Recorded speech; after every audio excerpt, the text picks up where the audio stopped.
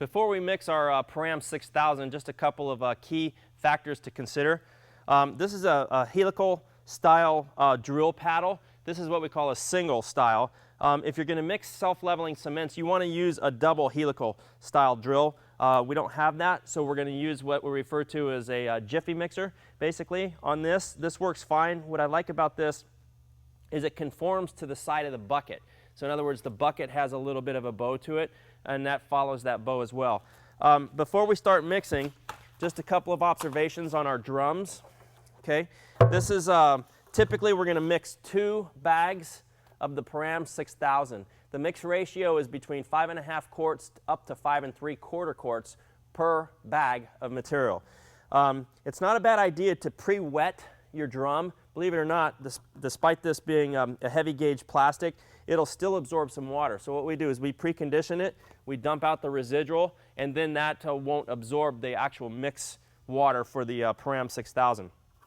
On the bottom of these buckets, you see it has little handles, okay? So if you're dumping, your helper can actually be on the other side.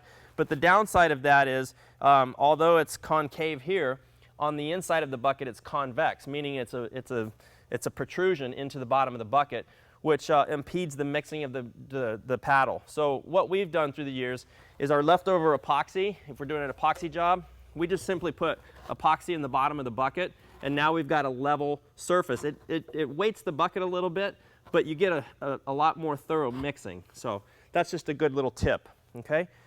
So it's always going to be the water's in the bucket, and then you slowly add the powder into that while the drill is mixing. A really couple important factors to consider. Any cement-based product sets quicker under heat. The point being, if you're doing a large job and perhaps you have the mixing station outside, it's summertime in the direct sunlight, tint it or shade it, anything that you can do to keep the materials cool.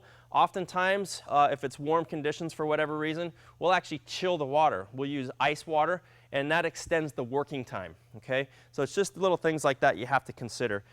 Once you've started this material mixing, the stopwatch starts, and you never want to have a lapse in that mixing. If I'm out on the floor and I can hear the drill paddle mixing, I get real anxious if it stops for whatever reason. I should hear a continual drill mixing throughout the duration of the pour. So having said that, it's not a bad idea to always have a backup drill out on the job site. I've actually seen the bushings in a drill burn up, and if you don't have a backup drill, that could spell disaster out on your floor. So we're going to get busy starting to mix. We want to mix a minimum of 3 minutes or at least 3 minutes, because if you try to cut corners and say mix 1 minute, that's going to really promote pinholing in your finished floor. So remember, cement is caustic to breathe, so it's really mandatory to go ahead and wear your dust mask while mixing. And so we'll get busy mixing 2 bags per batch. Brian's already got some water weighed out there, 5.5 quarts, so we'll dump it in here.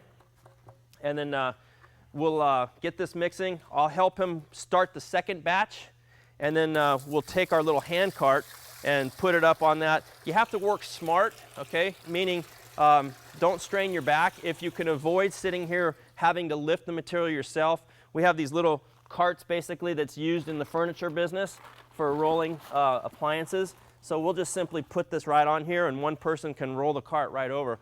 Pretty easy. So, all right, we're going to put our mask on and start mixing.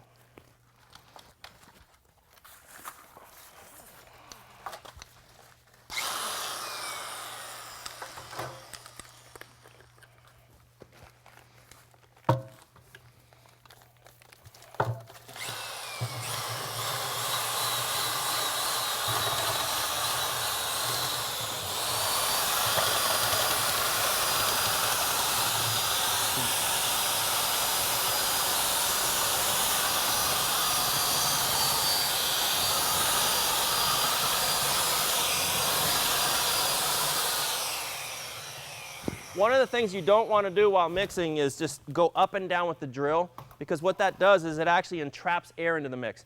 Keep the drill paddle submerged. You want that drill paddle completely submerged while mixing. Okay, we have our 2 mixes in there, meaning the mix ratio is 5.5 quarts per bag. So Brian has put 5.5 times 2 equals 11 quarts of water.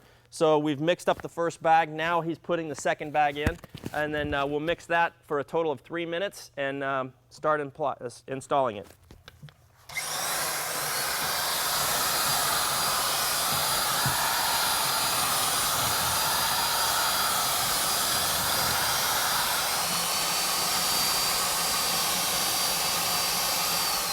You can see the viscosity of the material. Also, it's not a bad idea to have a margin trowel and keep the sides of the buckets clean.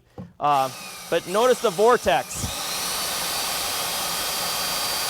If while mixing, you start to see a little bubble right here, see that bubble?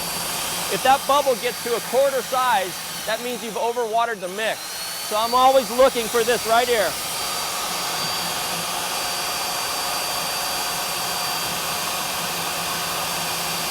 Barely a bubble. Any bigger than that, it would be overwatered, so that's a good indicator. Okay, let's put it back on there. All right, we have our mix ready to go, so now it's time to bring it right over here. All right, here we are. We're going to put our 2 bags, our first 2 bags of the Param 6000. A couple of pointers. You'll notice these shoes. What I do when I get these spiked shoes is I take an angle grinder and immediately I flatten off these nibs or these tips. What you don't want is something like this, where it's really sharp all the way to a point.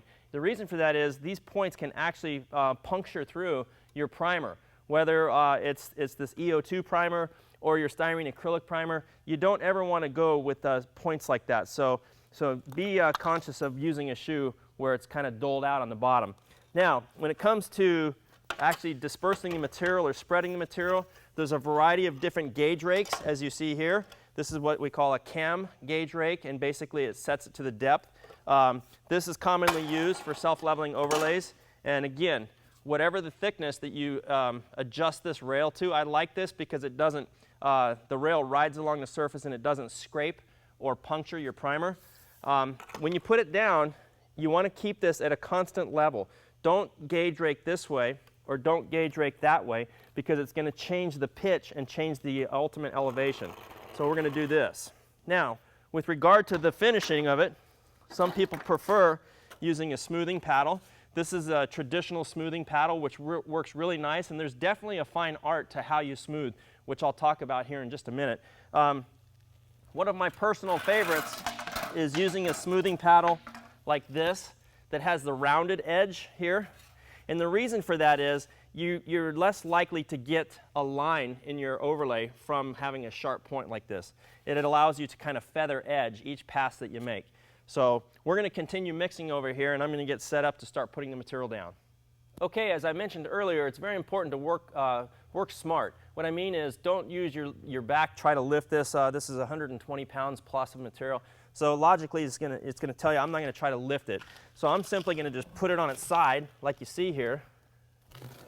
Once I've emptied the mix, or almost emptied the mix, where there's almost nothing left in it, then it's fine to come in and pour it.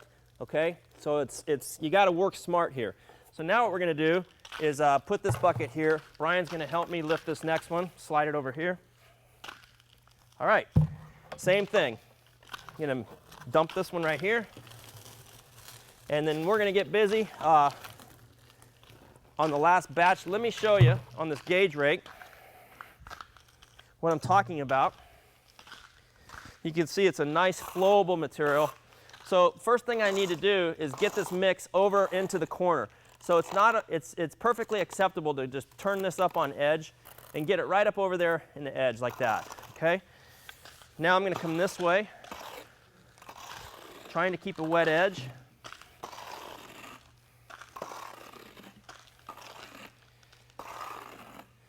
Notice I'm not doing this. I'm not doing this. I'm trying to keep it at the same elevation.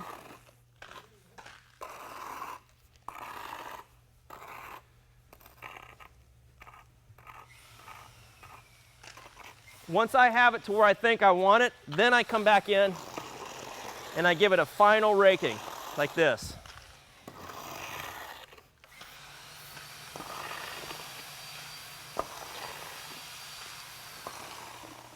We have our Param 6000 gauge rake down. Now it's time for this next step, which is using the smoothing paddle. There's definitely a little bit of finesse involved when it comes to using this tool. Make sure certainly it's nice and clean. But what you want to do is, what I like to do is take the area, the room that I'm working in, and I want to try to always attack it at the narrowest point. So let's say we have a room 30 feet by 200 feet long. Logic would tell you you're not going to try to smooth the 200 foot long. You're not going to be able to get over that. You're going to have a cold joint. So I am going to use the narrower part. So the first thing that I do is, when I come across and smooth, number one is I angle it the direction that I'm going. So I come across this way, angling it. I'll make a pass this way. I'll come back and angle this way. By angling it like I'm showing you here, what it's forcing me to do is apply more pressure on the leading edge here and less pressure out here, in essence feather edging the material. And I'm reducing smoother lines by doing that. So I'm going to demonstrate right here. Notice the angle. I'm going to turn here, stop. I'm going to make a pass back this way. Turning. Once again, turning. Notice how I'm feather edging out on that outer edge over there.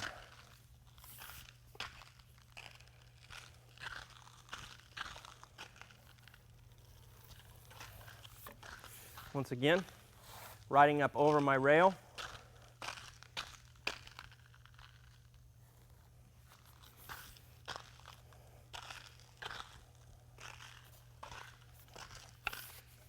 Starting here.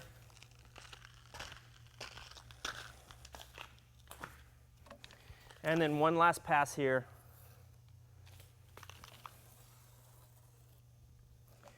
That's pretty much how easy the material is installed.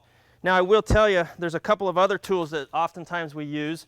One is with a roller system. So sometimes guys will tell me that they're not comfortable using this, and depending on your technique and skill level, especially if the material is setting quickly, you might see some smoother lines. Okay, I don't think we're going to see too many on this one, but you can use this custom roller, which is really designed for self-leveling cements. We're going to demonstrate this on the application of the Param 5500. But anyways, that was a very successful installation. Probably, since we're going to polish this, we want to go ahead and let it cure out overnight. You probably come back 10 to 12 hours from the time that it's been installed, which means we'll come back first thing in the morning and we'll put a grinding and polishing machine on this.